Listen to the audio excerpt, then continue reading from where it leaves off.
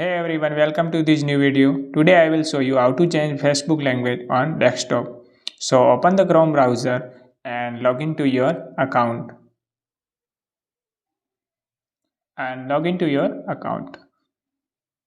And open Facebook like desktop mode. Then click on the three lines. Then scroll down and you will see options like setting and privacy. And click on the settings options. Then scroll down